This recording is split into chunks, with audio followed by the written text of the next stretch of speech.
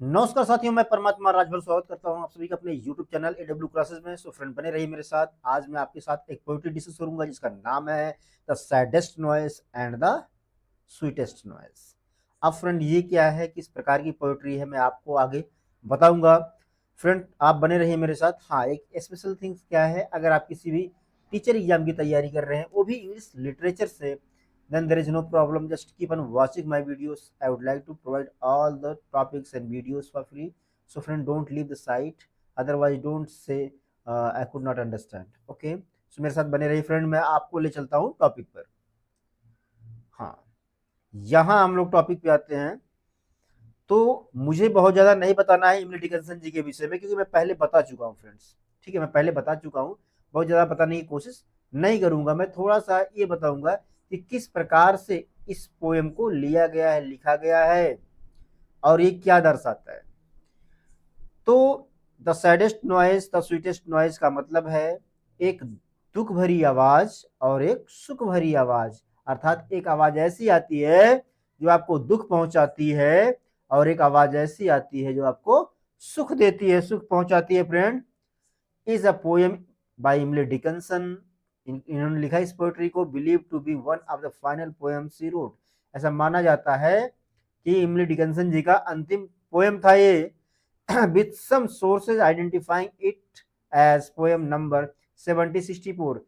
कुछ पोएम से या कुछ चीजों से ऐसे पता लगा कि ये पोएम 7064 है या 7089 है।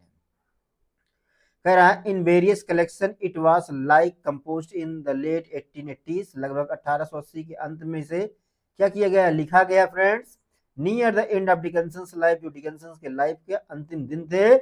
And reflects her mature poetic style and deep emotional themes.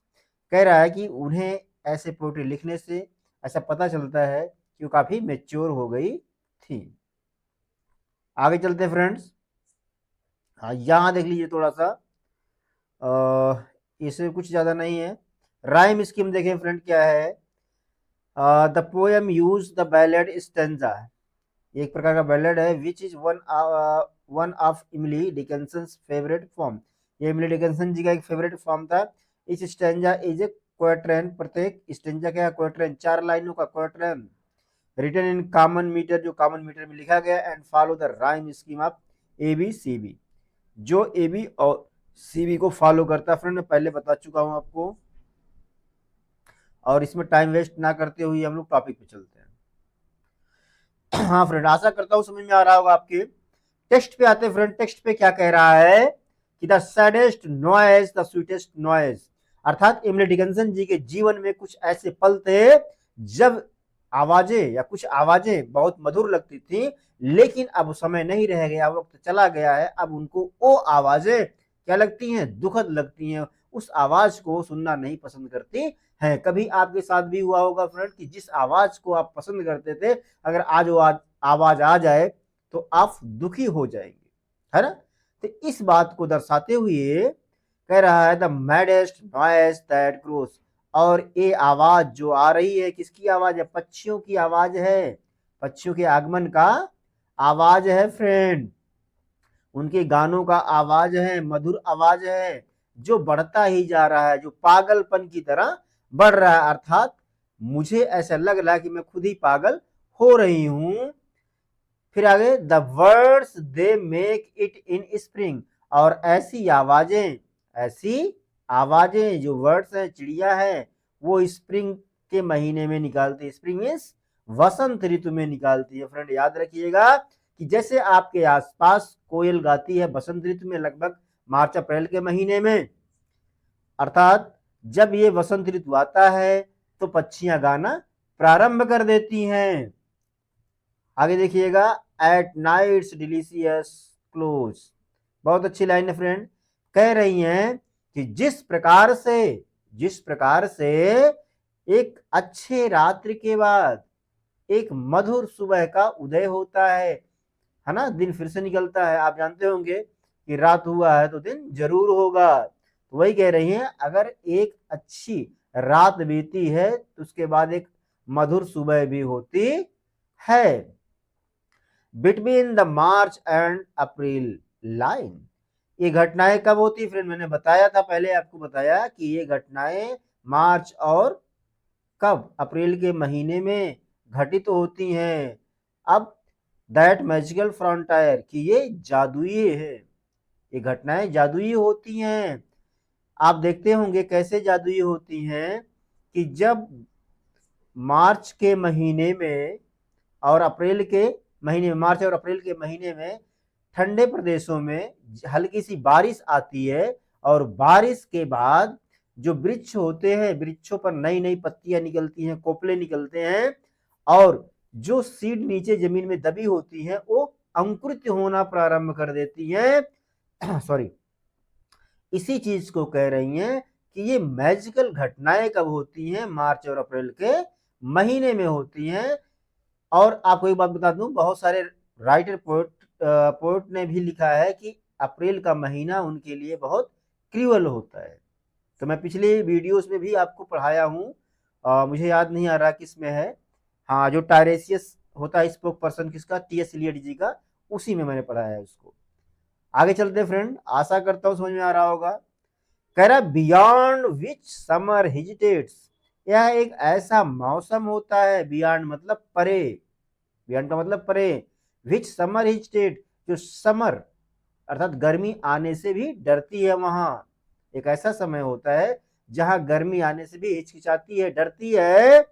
Almost two heavenly near, और ये मौसम, ये समय क्या होता है, मानो कि स्वर्ग के काफी करीब का समय होता है फ्रेंड, काफी करीब का समय होता है। आशा करता हूं आपके समझ में आ रहा होगा फ्रेंड। चलिएगा, it makes us think of all the dead. तो ये महीना कौन सा महीना, जो अब मार्च और अप्रैल का महीना है, वसंत ऋतु है, हमें सोचने पर मजबूर कर देता है। किसके विषय में, ऑफ ऑल द डेड, जो लोग मर चुके हैं अर्थात जो हमारे मध्य में नहीं है, उन लोगों के विषय में सोचने पर मजबूर कर देता है। अच्छा, उसके विषय में क्यों सोचते हैं, उसके विषय में ऐसे सोचते हैं कि लगभग ठंडियों के महीने में सब लोग अपने आप को गर्म रखने के लिए कमरे में रखते हैं फ्रेंड, और जैसे ही अप्रैल का महीना आता है, मार्च का महीना आता है, तो वहां लोगों को कुछ गर्मी फील होती है और वे ज्यादा आराम नहीं कर पाते हैं और नई नई चीजों का उदय होना शुरू हो जाता है, जैसे बीजों का अंकुरण होना, वृक्षों पर नए नए पत्तियां आना आदि। ठीक, that sounded with us here, जो यहाँ बसंत ऋतु में हमारे साथ आसपास घूमा करते थे, टहला करते थे, उनके विषय में ये मौसम हमें सोचने पर मजबूर कर देता है। आशा करता हूं समझ में आ रहा होगा फ्रेंड। यहां देखिएगा इसका क्या कह रहा है, कह रहा है by suppression sorcery made cruel more dear, अर्थात जब ये मौसम आया, जब ये सीजन आया, और ये इसमें एक प्रकार की आयरनी भी है फ्रेंड्स, जो लोग चर्च वगैरह की तरफ जाते हैं, मैं इसको डिटेल में बताऊंगा अभी। कह रहा है कि जब by suppression sorcery made cruel more dear, कि इन सब चीजों ने, इन मौसम ने क्या किया, जो हमारे सबसे प्रिय थे, जो हमारे दिल के काफी करीब थे, उन पे जादू टोना करके बलपूर्वक हमसे दूर ले गया। अर्थात जो लोग मर गए हैं वो दूर चले गए। किसने दूर ले गया, कौन दूर ले गया, इस मौसम ने दूर ले गया। इसीलिए मुझे अब इस महीने का या बसंत ऋतु, या बसंत ऋतु में गाने वाले पक्षियों की आवाज अच्छी नहीं लगती, मेरे कानों को डिस्टर्ब करती है। It makes us think of what we had, और ये वसंत ऋतु, ये घटनाएं हमें सोचने पर मजबूर कर देती हैं कि हमारे पास क्या था, अर्थात कौन कौन से लोग थे जो हमारे साथ रहा करते थे। एंड व्हाट वी नाउ डिप्लोर, और अब क्या कर रहे हैं कि हम किस चीज के विषय में विलाप कर रहे हैं, क्यों परेशान हैं, क्यों डिस्टर्ब हैं, क्या सोच रहे हैं, टेंशन में क्यों हैं। आशा करता हूं समझ में आ रहा होगा फ्रेंड। बी ऑलमोस्ट विश दो सायरन थ्रोट्स, अच्छा, हम इच्छा प्रकट करते हैं किसके लिए? उस सायरन थ्रोट्स के लिए। सायरन का मतलब होता है एक आवाज फ्रेंड, जो युद्ध में सायरन बजाया जाता है उसकी आवाज, जिसके बजने से लोगों में डर दहशत पैदा हो जाती है। उसी प्रकार से जो कोयल पक्षी है, जो बसंत में गाने वाले पक्षी हैं, उनके बजने से अर्थात उनके गानों के बजने से, उनकी आवाज से क्या हो जाता है? लोग डर जाते हैं। इसलिए कह रहे हैं कि वो पक्षी जो गाते हैं would go and sing no more, कि वो चले जाए, अब ज्यादा गाना ना गाए। अर्थात बसंत ऋतु में गाने वाले पक्षी जो हैं, अब मैं उनके गले से उनके गीतों को मैं नहीं सुनना चाहता हूँ या नहीं सुनना चाहती हूँ। क्यों? क्योंकि वो मुझे दुख पहुंचा रहे हैं। अब अपील यही है कि वो चले जाएं, ना रुकें।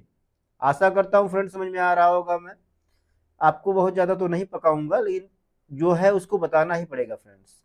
ओके, अब यहां देखिएगा, क्योंकि कानों से बहुत सारी चीजें हो रही है। कानों का मतलब जो कान में कोई आवाज जा रही है, उससे भी बहुत सारी घटनाएं होती है मनुष्य के साथ। An year can break a human heart, जो कान है आपका, ये वाला कान क्या कर सकता है? एक मनुष्य के हृदय को पल भर में तोड़ सकता है, चकना चूर कर सकता है friend. As quickly as a spear, मानो कि यह एक भाले के समान होता है। जिस प्रकार से एक भाला मनुष्य के हृदय को चीर कर बेद कर पार चला जाता है, उसी प्रकार से ये चिड़ियों के जो गाने हैं, जो कानों के थ्रू आ रहे हैं, वो भी मेरे हृदय को भाले की भांति भेद रहे हैं। आशा करता हूं फ्रेंड समझ में आ रहा होगा। कह रहे we wish the year had not hurt, काश, है ना, हमारी इच्छा है कि आकाश हमारे पास कान ना होता। अगर कान होते तो उनके पास हृदय ना होता। समझ नहीं आ रहा? काश कानों के पास हृदय ही ना होती। ऐसा हो सकता है? जो कान है ना, कह रहे हैं इसके पास हृदय ही ना होती। कान में हृदय होता है? नहीं, एक इससे जुड़ा हुआ चीज होता है, हृदय यहाँ होता है, लेकिन सारा काम यही बताता है क्या हो रहा है आपके आसपास, क्या नहीं हो रहा है। ठीक है। अब कह रहे सो डेंजरसली नियर, जो हमारा कान है खतरनाक तरीके से हमारे हृदय के पास ही है, जो सुनता है और हृदय टूट जाता है। आशा करता हूं फ्रेंड समझ में आ रहा होगा। यही कह रहे हैं कौन? इमली डिकन्सन जी कह रही हैं। अच्छा, खत्म हो गया फ्रेंड, सॉरी। इमली डिकन्सन जी ने कहा कि जो घटनाएं बसंत ऋतु में हो रही हैं फ्रेंड, वो अब मुझे पसंद नहीं आती हैं। क्यों? क्योंकि मैं जो मेरे नियर और डियर थे, जो मेरे प्रिय थे, वो चले गए हैं। और बसंत ऋतु जब आता है तो ये अपने साथ वर्षा लेकर आता है, और उस वर्षा के साथ जो बीज जमीन में दबे हुए हैं वो अंकुरित हो जाते हैं, और जो वृक्षों पे नए नए कोपले आ जाते हैं। जो मनुष्य जो घर में अपने सो रहा होता है, उसे जागने पर मजबूर होना पड़ता है, और वो आनंदित होकर जीवन का निर्वाह नहीं कर पाते हैं। इसलिए वेस्टर्न कल्चर में अप्रैल के महीने को बहुत ही ज्यादा क्रूअल माना गया फ्रेंड। कई राइटरों ने इसको लिखा है, जैसे आपने टी.एस. इलियट जी को देखेंगे तो उन्होंने भी लिखा है। मैं इसको किसी लेक्चर में बताया, मुझे याद नहीं आ रहा फ्रेंड। तो आशा करता हूं समझ में आ गया होगा फ्रेंड्स। तो अगर आपको समझ में आया, please watch, like, share and subscribe. Don't try to forget comment in the comment box. Okay, मिलते हैं किसी और नेक्स्ट सेशन में। तब तक के लिए नमस्कार, जय हिंद।